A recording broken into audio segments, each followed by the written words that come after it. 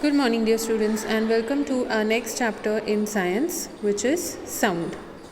We all know that sound plays a very important role in our lives. We are able to hear sound with the help of our ears, and we are able to respond to sound. We love to hear music.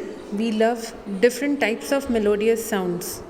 We get irritated with loud sound, and we react differently to loud sounds. So, in today's lecture, let us see how sound is produced and propagated. First, let us understand how sound is produced. We have learnt that sound can be generated from a vibrating object. So, we can say that sounds are caused by vibrations. Vibrations are considered as a disturbance that travels through a medium. This vibratory motion causes energy to be transferred to our ears, and then these signals reaches our ears and it is decoded by our brain, and that is how we are able to understand what is the sound all about. So we can say that like other waves, sound is also produced by vibrating bodies. Due to the vibration of bodies, the air around us also vibrates, and the air vibrations produces sensations of sound in our ears. For example, in a drum, sound is produced due to vibrations of its diaphragm when the drum is hit with the hand or with the drumstick. Next, let us understand what is sound and what is music. It is seen that sound cannot be all of the same type.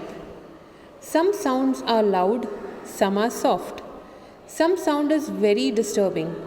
Some sound is very calming and relaxing. The sounds which are harmonious and rhythmic is called as music.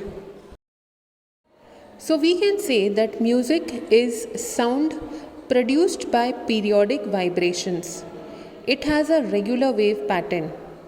Music is very pleasing to our ears and has a very calming effect on us.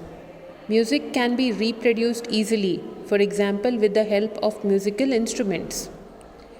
So, if music is harmonious and relaxing, what is noise? Noise is sound that is produced by irregular vibrations. It has an irregular wave pattern, and noise can be very irritating to our ears. Noise cannot be reproduced. For example, the sound produced by moving trains or buses or people fighting, all this is noise. Now let us have a look at some musical instruments and how they work.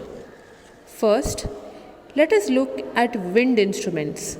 For example, flute, bugle, trumpet, shehnai, etc. In such instruments, air is blown from one end of the instrument, and then the air inside the instrument vibrates and produces the sound of the instrument. Next, let us have a look at percussion instruments. These are instruments like drums, tabla, gong, cymbals, etc. In such instruments, sound is produced by striking, shaking, scraping, or clashing together the instruments. Next are reed instruments. For example, harmonica, mouth organ, etc. These instruments have metal reeds which produce sound when air is blown through them. Finally, we have string instruments, for example, guitar, sitar, violin. In such instruments, when the strings are disturbed by either plucking them or by strumming them, they vibrate and produce sound.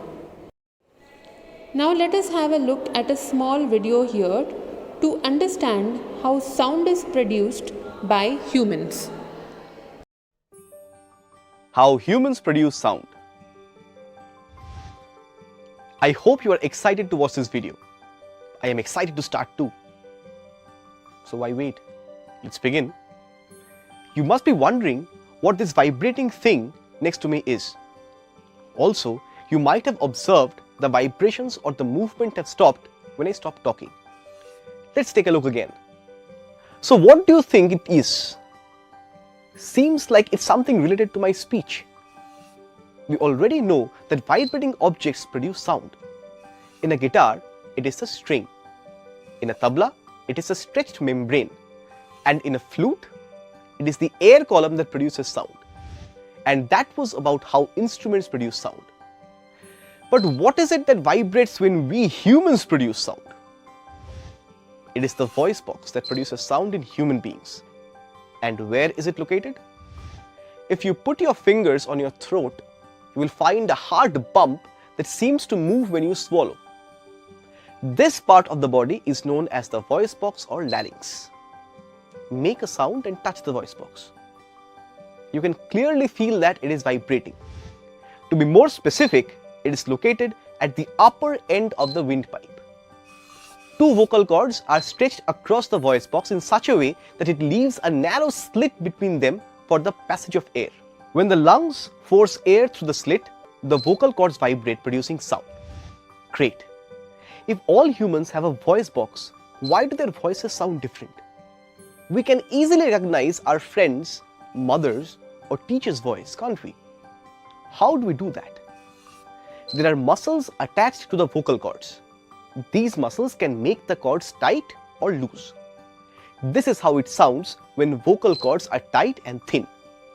Let's hear what it sounds like when the vocal cords are loose and thick. Can you make out the difference? Yes. When the vocal cords are tight and thin, the type or quality of voice is different from that when they are loose and thick. Voice quality also depends on the length of the vocal cord. Let's understand this through an activity. Take a rubber band and stretch it to its maximum extent, leaving a narrow gap in between the two sides. Pluck the rubber band and listen to the sound. Let me change the length of the rubber band and pluck it again. Can you hear a different sound? In the same way, our vocal cords vibrate and produce sound. Also, how we differentiate the voice of an adult male, female, and child can be explained in the same way. The voice of children, men and women, are different because they have vocal cords of different lengths. The vocal cords in men are about 20 mm long. In women, vocal cords are about 15 mm long. And children have very short vocal cords. So there is a clear difference in their voices. Now that we saw how sound is produced by humans, let us also understand how sound is artificially produced by a loudspeaker. And this is how speakers make sound. The basic speaker design has a motor that drives the speaker back and forth, attached to a cone to translate this movement into pressure waves that travel through the air. Let's look at each part in depth. The motor. A voice coil and magnet work together to form the speaker motor. The voice coil has a long section of thin copper wire wound many times around a heat-resistant cylinder called the former. When electricity flows through the copper windings, it naturally generates a surrounding magnetic field. This phenomenon is what makes an electromagnet. An electromagnet can act just like a permanent magnet, and yet, incredibly, its polarity, or positive and negative pole orientation, and magnetic intensity can be changed by altering the supplied electric current. It can instantly be made stronger or weaker, reversed, or turned off completely. A large permanent magnet or natural magnet surrounds the voice coil. This magnet has a top plate and a backing plate with a pole piece through the center to focus the magnet's field through the gap. An intricate electrical signal flows through the voice coil windings, causing it to move back and forth as its magnetic field pushes and pulls against that of the permanent magnet. This electrical current is a precise replica of the audio that was originally recorded. In fact, the entire sound is contained in this impossibly detailed signal. The cone and suspension. The cone translates voice coil movement into waves that travel through the air. It has its own flexible suspension system, made up of the surround on the outside and the corrugated spider at its center. The dust cap keeps debris and unwanted material out of sensitive internal areas.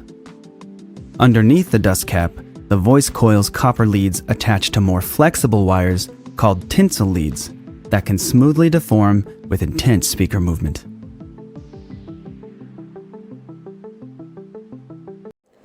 So with this, dear students, we come to the end of today's chapter. Until we meet again, stay safe, stay happy. Bye.